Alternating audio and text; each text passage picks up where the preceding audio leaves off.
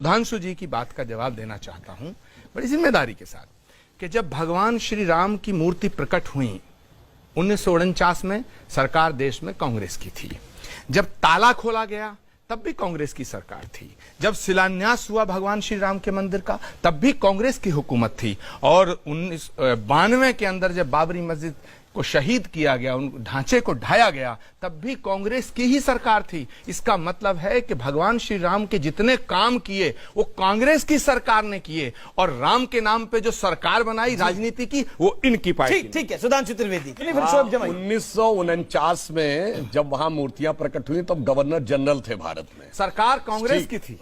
और उसको रोकने के लिए उत्तर प्रदेश के, तब यूनाइटेड प्रोविंस था, मुख्यमंत्री गोविंद बल्लभ पंत स्वयं गए थे और फैजाबाद के डिस्ट्रिक्ट मजिस्ट्रेट ने उनको रोक दिया था, क्योंकि तब तक संविधान लागू नहीं था। तो मुख्यमंत्री से ज्यादा पावर डिस्ट्रिक्ट मजिस्ट्रेट की, वो भी कांग्रेस थी। 1966 में संतों को, सेवक संतों पर गोली चलवाने वाली भी कांग्रेसी थी। 1976 में जब आर्कियोलॉजिकल सर्वे के एक्सकवेशन में 8 खंबे निकल आए थे तो उसको रोक देने वाली भी कांग्रेस थी। 1988 में जब हम भारत माता एकात्मता रथ चला रहे थे तो वीर बहादुर सिंह सीएम थे, उसे रोकने वाली भी कांग्रेस थी। 1990 में कार सेवकों के हत्यारे मुलायम सिंह की सरकार को समर्थन देकर बचाने वाली भी कांग्रेस थी। 1992 में यह कहने वाले कांग्रेस के प्रधानमंत्री थे कि हम बाबरी मस्जिद दोबारा बनाएंगे, और 2007 में कोर्ट में हलफनामा दे के ये कहने वाले कि राम तो काल्पनिक थे, राम सेतु के मुद्दे पे वो भी कांग्रेस थी। मंदिरों में जाते हैं छेड़खानी करने के लिए, वो भी कांग्रेस थी। हिंदू आतंकवादी, वो भी कांग्रेस थी। इसीलिए कहा गया है,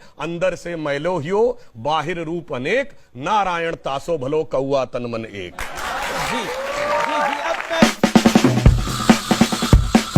है कि बाबा साहब अंबेडकर से इनकी नफरत तो मुझे पता थी, पर उनके बनाए गए संविधान से इतनी नफरत, और संविधान की प्रस्तावना से नफरत, आर्टिकल 5, आर्टिकल 10, आर्टिकल 14, आर्टिकल 15 से नफरत, राइट टू ऑफ इक्वलिटी से नफरत। क्यों इतनी नफरत करते हो दलितों से? क्यों इतनी नफरत करते हो बाबा साहब अंबेडकर से? मैं ये बोलता हूं, और मैं आपको बार बार कहता हूं, श्रीलंका के तमिलों ने क्या आपसे गुनाह कर लिया? उनको क्यों नहीं पनाह दी इस एक्ट में? भूटान के लोगों को पनाह क्यों नहीं देना चाहते? चाइना के लोगों को पनाह क्यों नहीं देना चाहते? क्या इन्हीं 3 देशों के लोगों को पनाह देना चाहते? आप बताता हूं अब इनका बाबा साहब अंबेडकर की आत्मा की बात।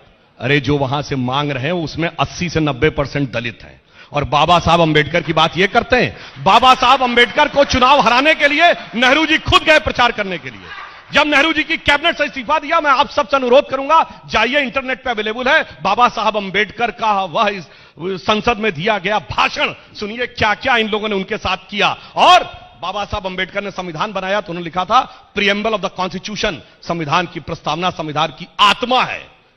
उस आत्मा में सेकुलर सोशलिस्ट वर्ड नहीं था, यह बाबा साहब अंबेडकर का वक्तव्य नहीं था। मगर 1976 में संविधान की आत्मा को कुचलकर, सारे विपक्ष को जेल में डालकर, देश में आपातकाल लगाकर सोशलिस्ट सेकुलर वर्ड जोड़ा। और मैं बताना चाहता हूं, सेकुलर वर्ड पे जब बहस हुई संविधान सभा में, जानते क्या हुआ? वो कोई मिस्टर शाह थे, मैं नाम भूल रहा हूं, उन्होंने यह प्रस्ताव रखा। विरोध में बोलने वाले कौन? एचसी मुखर्जी, लोकनाथ मिश्रा, पंडित जवाहरलाल नेहरू। उन्होंने तर्क क्या दिया? जब हम अपने को धर्मनिरपेक्ष देश मानते हैं तो अल्पसंख्यक वर्ड नहीं होना चाहिए, अल्पसंख्यक है तो फिर सेकुलर नहीं होना चाहिए। ये दोनों कैसे चलेंगे? इसलिए वो संविधान सभा ने खारिज किया, और आपने सारे विपक्ष को जेल में डालकर, इमरजेंसी में गला घोटकर 1976 में वो शब्द डाला।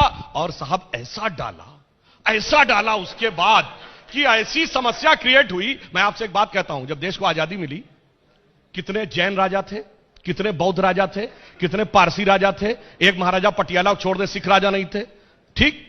मगर वो सब तो आज खूब प्रॉस्परस कम्युनिटी है। और जो मुस्लिम थे, लाइन लगा के थे, पटौदी के नवाब, लखनऊ के नवाब, रामपुर के नवाब, भोपाल के नवाब, जूनागढ़ के नवाब, हैदराबाद के निजाम।